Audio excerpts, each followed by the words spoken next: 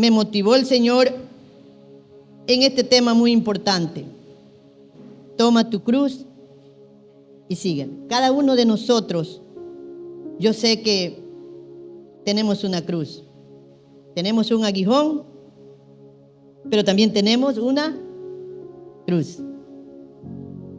Y si usted no lo ha percibido, usted en esta mañana se va a dar cuenta que sí tiene una cruz. Y esa cruz la tiene cuando usted le sigue. Si usted no le sigue,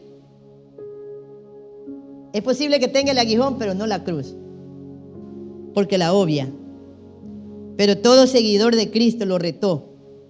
Y ya va a ver en el contexto de este capítulo 8, el por qué Jesús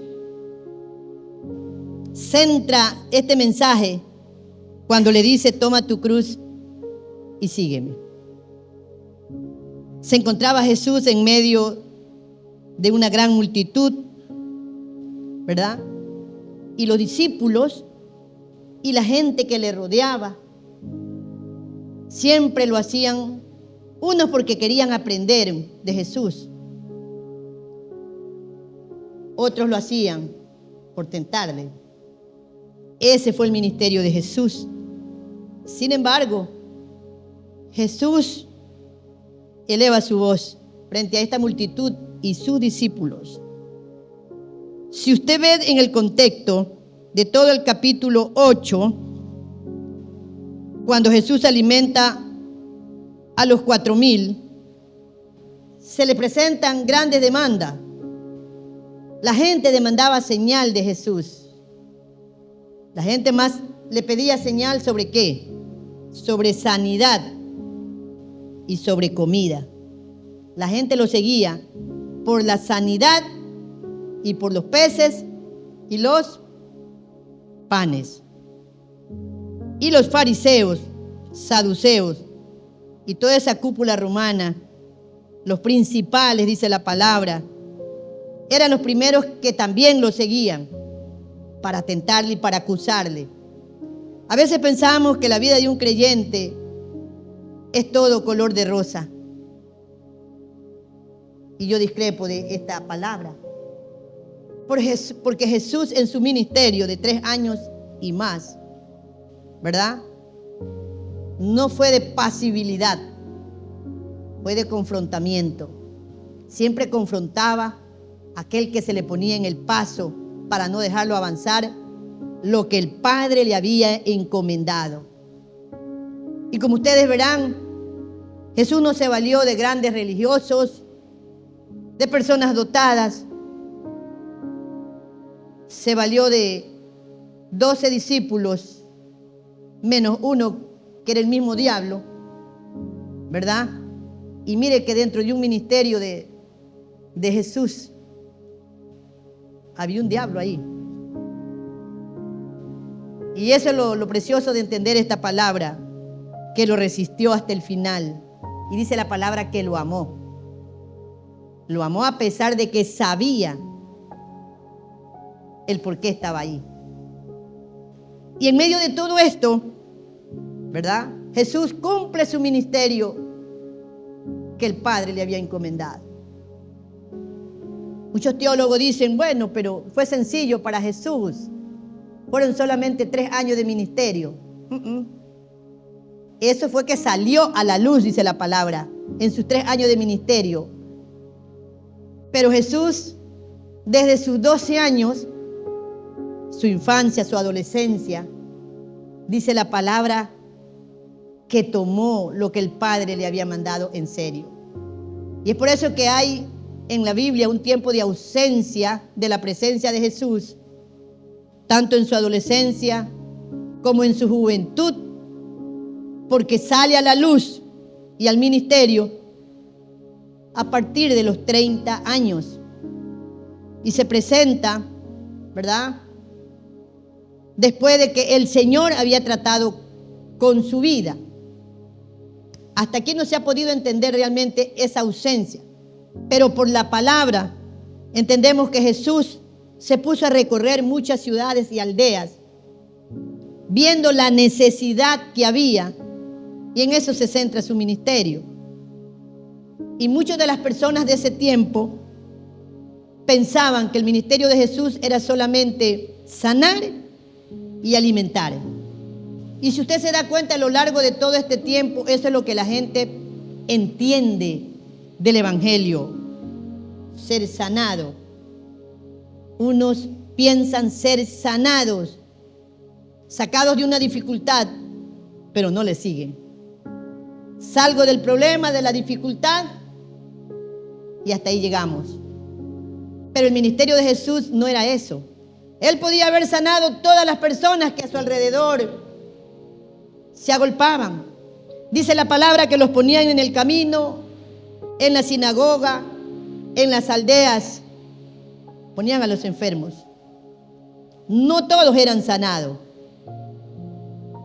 Porque el ministerio de Jesús no se centraba exactamente en eso, sino la extensión de su reino, la salvación. Y el hombre por naturaleza, a veces queremos solamente ser sanados o sacados de una dificultad, pero no le seguimos como debe de ser. Y cuando ya tenemos lo que el Señor queremos, ¿verdad? El Señor nos ayuda, nos vemos. Entonces, el tema por eso es, ¿qué dice? Toma tu cruz. Fue muy claro el Señor. Esa parte es la que muchos no lo entendieron, no lo entienden, ni lo entenderán. Amén. Luego de tener a sus 12 discípulos, que los llamó, gente del vulgo, gente sin educación, ¿verdad? Pero Jesús los educó, los transformó en sus seguidores. ¿Por qué Jesús no puso los ojos en las grandes cúpulas militares, religiosas de ese tiempo? Porque su corazón no querían ser transformados. Mire lo piadoso, lo lindo que es Jesús.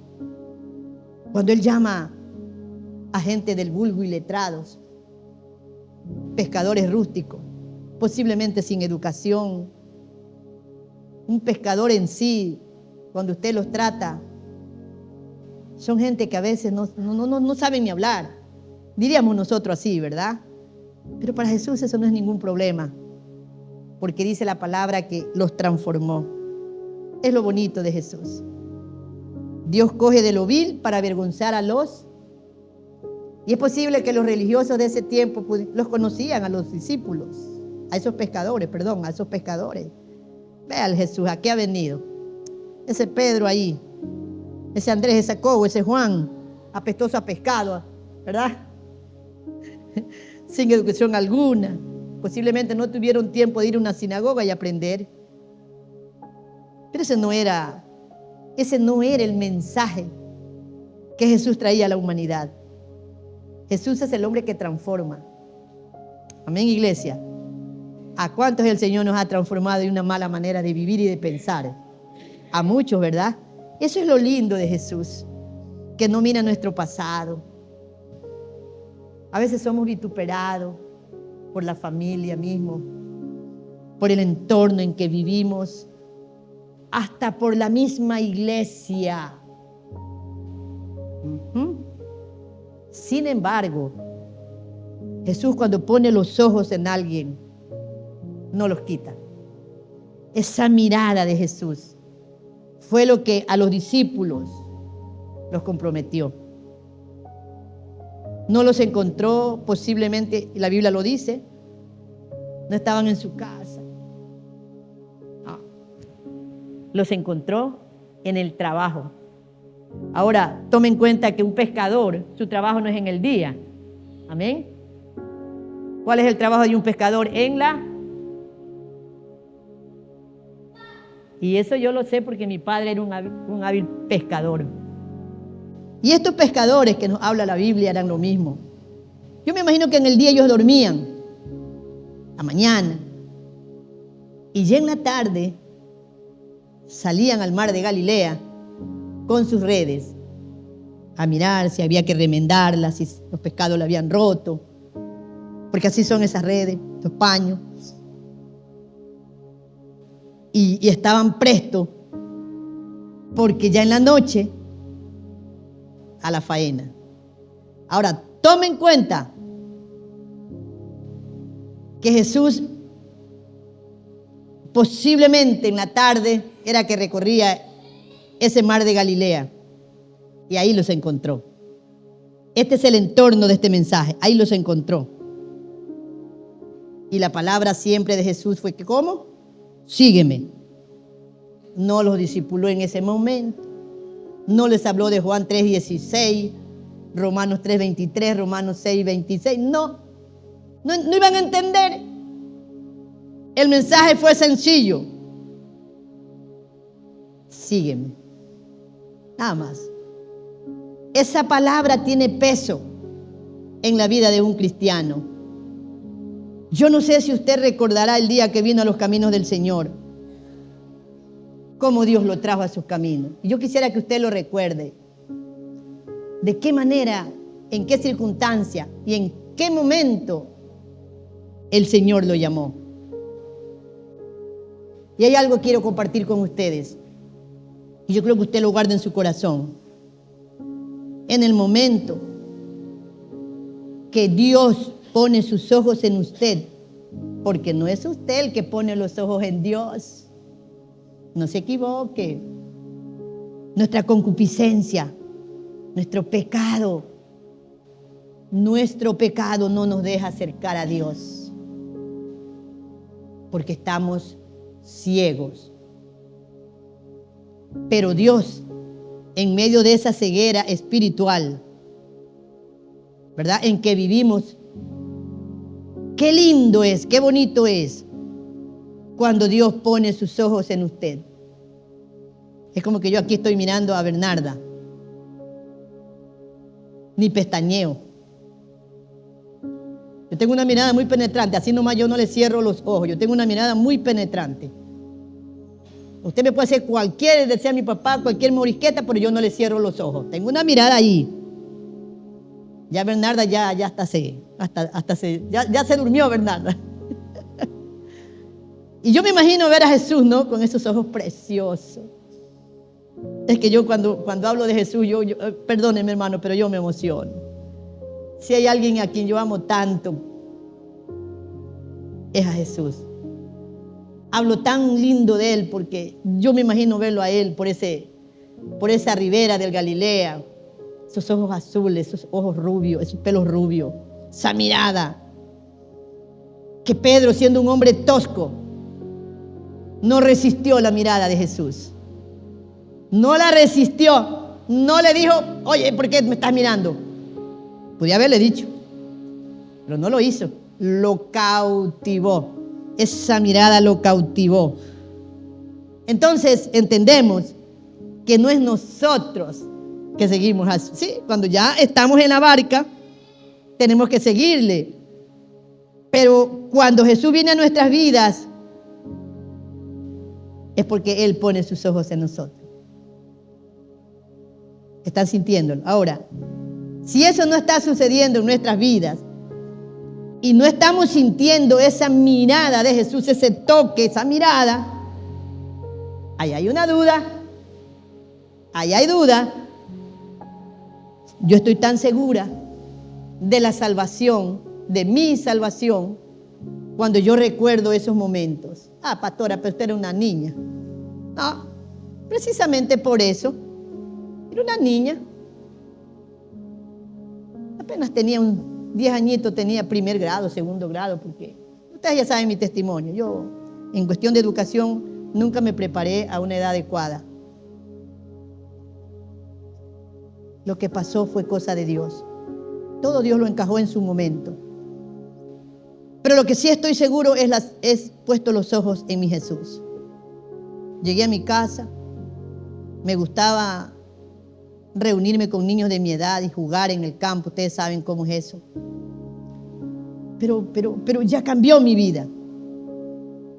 Yo no diría que tenía vicio, porque 10 años, imposible. No recuerdo haber tenido vicio, no lo recuerdo. Quizás por eso se me hizo tan fácil seguir a Jesús. Porque en cuestión de vicio no dejé nada. Pero sí se penetró esa mirada en el alma. Y no tenía una Thompson, una buena Biblia. Tenía estudio. Solo con un tratadito que se me dio. Porque en ese tiempo se repartían los tratados. Por eso que usted me ve que a mí me encanta repartir tratados, donde quiera que ando. Porque esa forma fue que a mí el Señor me cautivó, me conquistó con los trataditos. Y ese tratadito yo lo leí hasta que me lo aprendí de memoria. Y con ese tratadito yo predicaba a mis amiguitos de esa edad. O sea, desde ya tenía esa inspiración como que de ser predicadora, como de ser maestra. Con ese tratadito yo les predicaba. Miren lo que dice Dios, y les leía el tratado. Y si iba más adelante, les leía el tratado. Puesto los ojos en Jesús. Y Él cautivó mi vida. No les digo que tuve un camino así de perfección, porque si hablamos de perfección, no hay. Pero cuando Dios pone tus ojos en ti, en algún momento tú puedes andar extraviadito por ahí. Pero el Señor vuelta te jala. Este es tu lugar, te dice. Así que siéntase usted agradecido del Señor cuando el Señor lo tiene aquí en la iglesia. Yo creo que usted no viene por los pastores. Usted viene porque el Señor lo motiva a estar aquí. Y yo quiero que usted sienta que el Señor lo cautiva con su mirada. Cada vez que usted tenga una prueba, una dificultad, acuérdese de los ojos de Jesús. Gloria a Dios. Y en medio de todo eso, ¿verdad? Estaba la multitud y los discípulos. Y yo le quiero volver a leer, ¿verdad? Lo que pasó. La levadura de los fariseos. Y la confesión de Pedro, que es lo que a mí me llama la atención. Si usted va al 8, el 27 de Marcos, dice: salieron Jesús y sus discípulos por las aldeas de Cesarea de Filipo. En el camino preguntó a sus discípulos diciéndole: ¿quién dicen los hombres que yo soy? Jesús le pregunta a los discípulos, porque ellos andaban: ¿qué dice la gente de mí? Es como cuando yo estoy aquí, yo les pregunto: hermano, ¿qué están diciendo la iglesia de mí? Y unos dicen: bueno, la pastorita, sí, me parece que está bien. Otros dirán: no, a mí no me parece, ya está viejita, ya no tiene figura. ¿Qué sé yo, no? Cualquier cosa puede decir la gente alrededor. Pero Jesús no quería saber lo que la gente decía. Porque la gente de afuera no te conoce. Jesús no quería escuchar eso de sus discípulos. Jesús quería saber lo que decían ellos. Pero le lanza esta pregunta. Dicen que tú eres Juan el Bautista, otros dicen que tú eres Elías, otros dicen que tú eres un profeta, dice el 28. Y el 29 dice, ahora los centra, ¿verdad? Los centra a ellos. Entonces Él le dijo: ¿y vosotros? A los discípulos: ¿y vosotros? ¿Quién dices que soy? Mira esta pregunta muy sabia. Y cuando no, pues, don Pedro, que era el líder, el que comandaba. Seguramente que los demás discípulos le dijeron: Pedro, responde, que tú te salen nomás las palabras y tú eres aventado ahí, Pedro. Entonces viene y le dice, respondiendo Pedro, se tomó su respiración. Pedro era. Entonces Pedro le dijo: ¿tú eres quién? El Cristo. Oiga, y le atinó, pero así. ¿Ustedes creen que Jesús no sabía eso? Él sabía que Pedro estaba hablando por el Espíritu. No es que Pedro se la sabía todo. No es que Pedro le salió: ya me salió esta palabrita. No. Pedro fue tomado por el Espíritu y le atina ahí: tú eres el Cristo. Y yo me imagino que Jesús se lo quedó mirando. Wow. Wow, te dejaste tomar del Espíritu. Pero él, ¿qué les dijo? Él les mandó que no se lo dijesen esto a nadie. ¿Por qué? Jesús no quería ser engrandecido por fama. Él le cumplía al Padre. Y el resto, que digan lo que quieran, él tenía que cumplir al Padre. Ajá. Ahora sí entramos. Y comenzó a enseñarles que le era necesario al Hijo del Hombre padecer mucho y ser desechado por los ancianos, por los principales sacerdotes y los escribas, y ser muerto y resucitar después de 3 días. Mire la introducción a la pasión de Cristo. Primero él va a la multitud, luego toma a sus discípulos aparte y les dicen: vengan para acá, que les voy a revelar algo. Pero aún así dice la Biblia que los discípulos no le entendieron. Pedro no tenía en su corazón, y yo lo digo tal vez de buena manera, ¿no? Es como que usted ve a su papá, saber que le va a pasar algo, ¿verdad? Lo digo a lo más sagrado, los padres. Y usted como hijo, ¿qué le dice? No, papá, no vayas por ahí, mira que te pueden hacer algo. Humanamente está muy bien. Pedro no quería que su maestro, ¿verdad?, padeciera. O sea, le decía: líbrate, tú eres Dios, tú lo puedes hacer. Y ahí es donde a Jesús, ¿verdad? Mira, Pedro, que tú no entiendes, le dice. Y usted lo va a entender más adelante. Entonces le dice,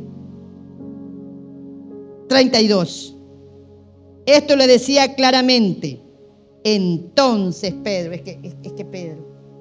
entonces Pedro le tomó aparte. O sea, estaba aquí el grupito y Pedro se lo lleva como que un poquito más acá.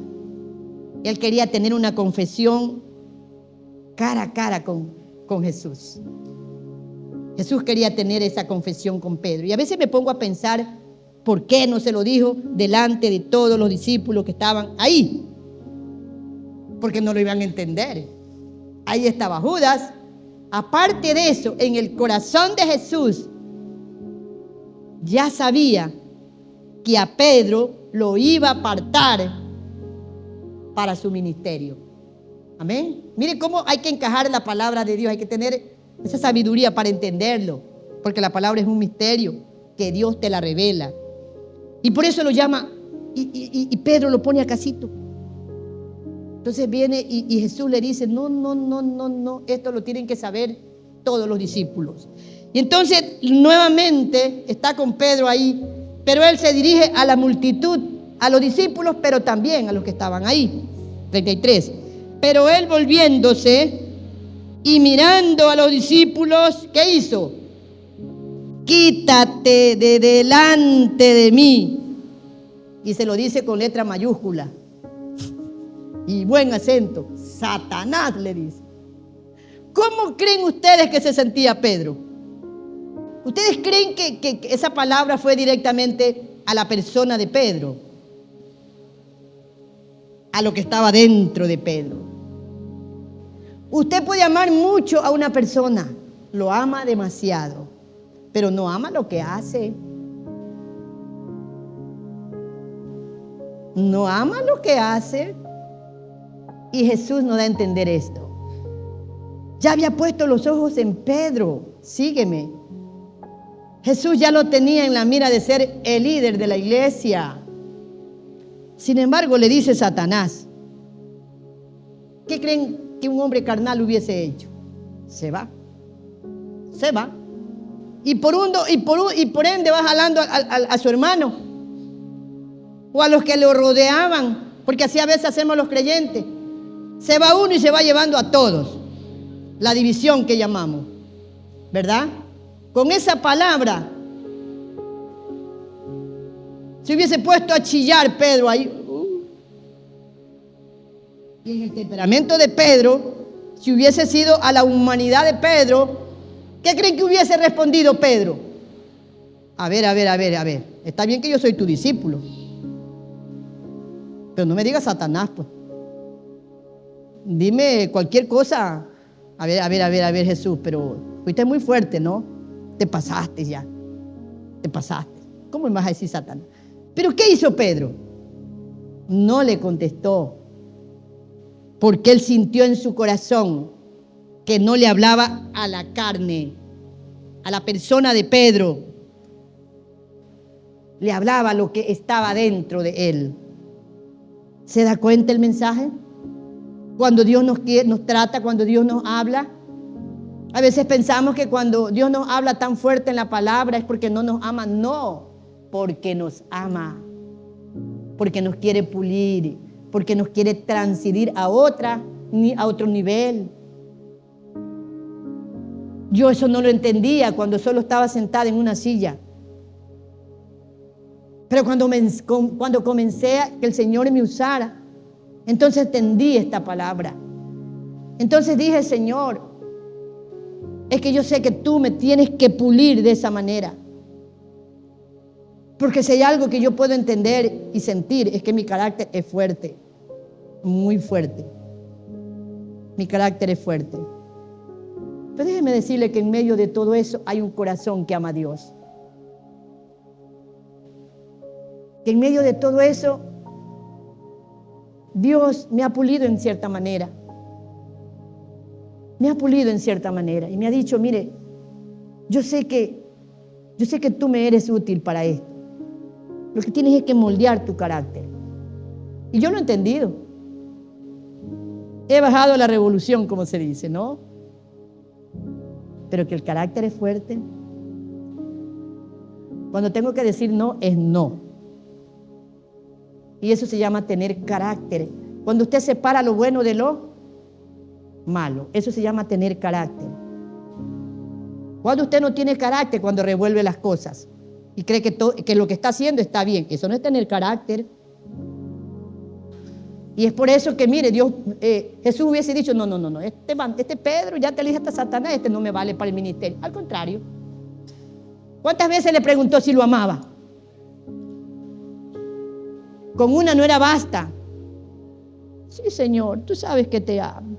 No, así no, Pedro. Pedro, ¿me amas? ¿Qué fue lo que le encargó? Apacienta mis. No, primero cordero. Luego le pregunta por segunda vez, Pedro, ¿me amas? Le respondió como que así. Sí, Señor. Ya. Apacienta mis ovejas. Pero no estaba conforme todavía. No. Pedro no entendía la profundidad de esa palabra. Él quería llegar al corazón de Pedro. Esa palabra, me amas. ¿Y sabe lo que le dijo? No solamente él me dijo, me amas más que estos. Esa palabra tiene profundidad. Porque yo puedo decir que amo tal cosa, pero aborrezco lo otro. Amar a Jesús significa negarse a sí mismo, iglesia. Y llamando a la gente, mire que primero los reprimina, ¿a quién?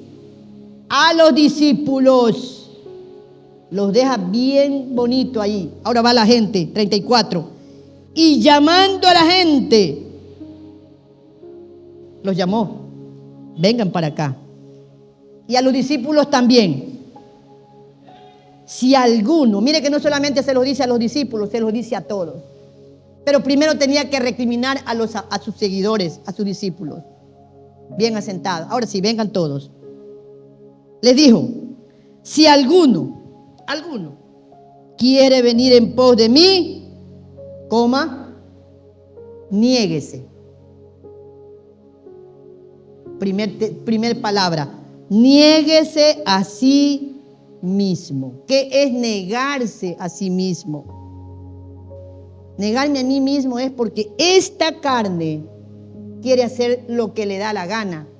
No se quiere sujetar a la palabra. Entonces yo me tengo que negar a esta carne. Porque la carne me puede decir, vamos, vámonos. Eso me dice la carne. Pero el llamado me dice, niéguese. ¿Quiso pastorado? Sí. Sígame. ¿Sí está entendiendo? Niéguese a sí mismo, a nosotros mismos. A veces tenemos que hasta muchas veces como que hasta separarnos de la familia. Porque la familia a veces nos dice, y solo estás metida en la iglesia, vámonos para acá, deja ahí nomás. Yo me tengo que negar a mí mismo, yo me tengo que separar de eso. Porque yo tengo un llamado que Dios me ha hecho. Usted tiene un llamado que Dios le ha hecho. Y primero está Dios. Eso es negarse a sí mismo. A nuestra propia, a nuestro propio yo. Me niego. No. Primero está lo que Dios me mandó a hacer. 2. Toma. Bueno, yo no puedo decir aquí la Biblia, tome su cruz. Yo le he puesto, porque estoy hablando en una parte presente. Toma tu cruz. Toma tu cruz. Cada uno de nosotros tenemos que tomar nuestras propias cruces. Yo no le puedo decir, bueno, yo soy la pastora, pero tú encárgate.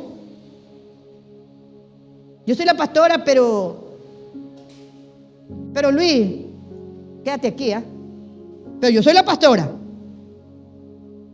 ¿Es tu cruz? Es mi cruz. Esa es mi cruz. Y una cruz que la llevo con dignidad. Primero, mi llamado de Dios. Toma tu cruz. Sigue. Tercero, después que nos negamos a sí mismos, después que tomamos nuestra cruz, ahora el Señor nos dice, sígueme.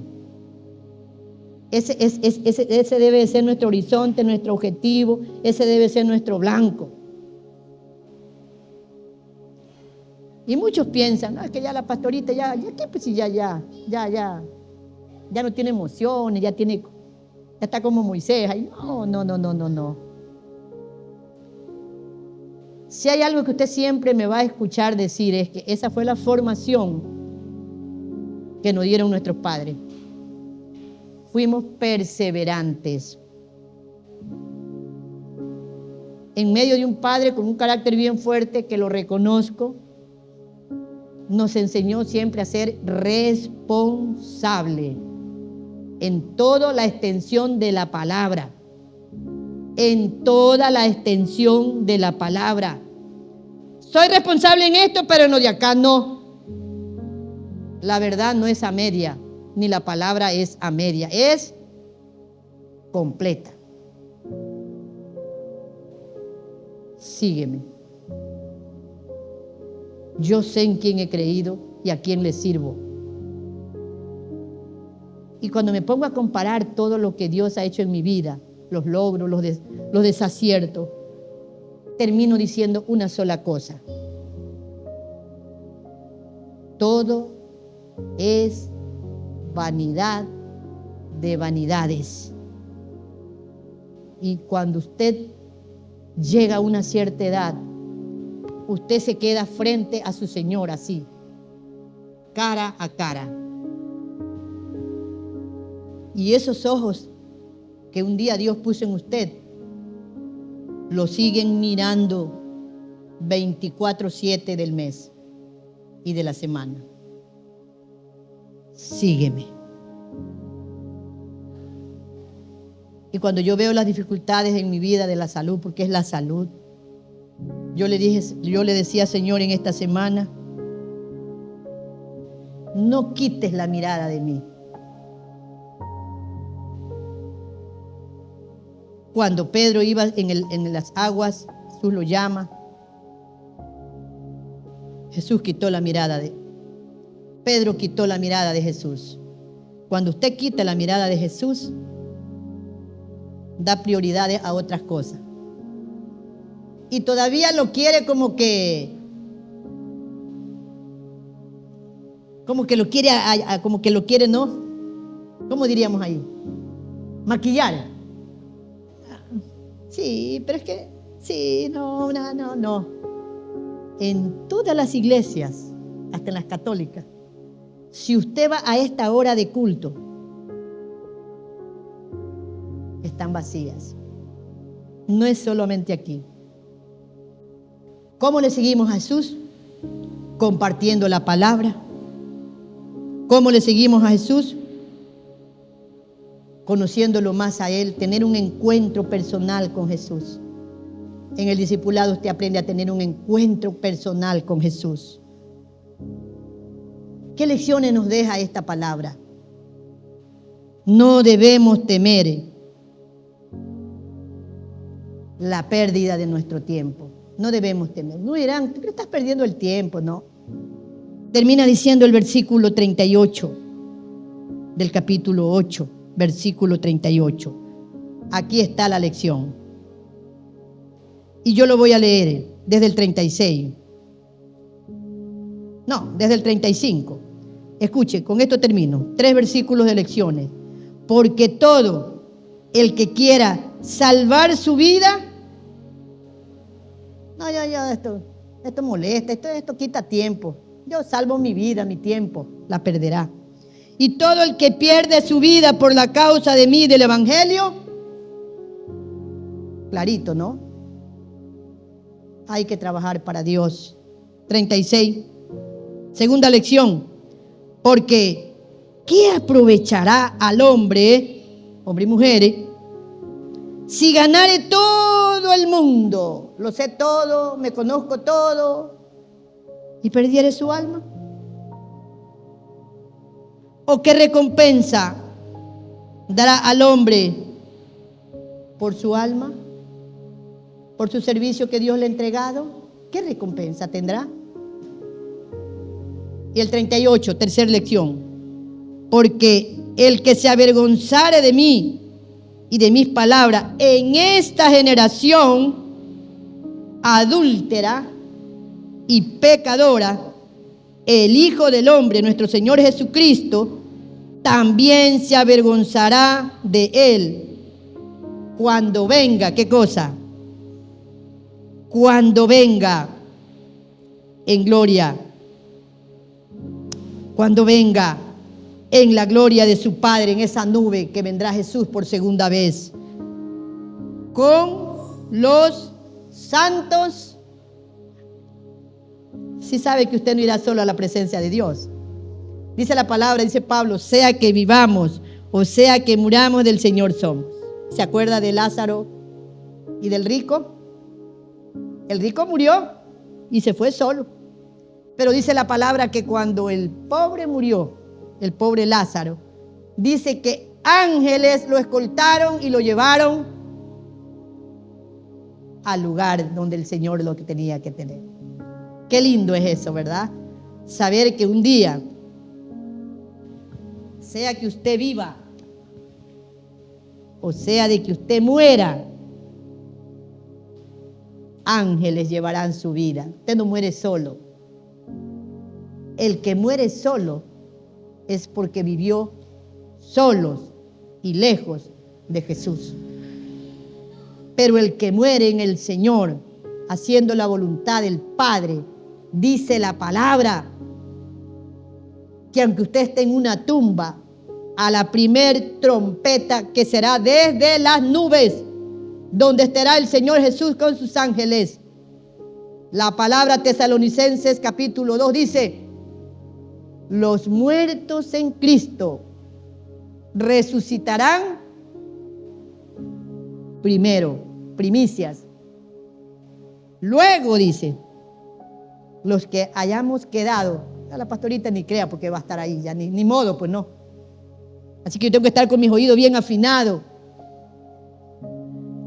Porque aunque usted esté en una tumba y no aceptó a Jesús como su Salvador personal, usted no va a escuchar esa trompeta. Eso lo dice la palabra. Póngase sobre sus pies.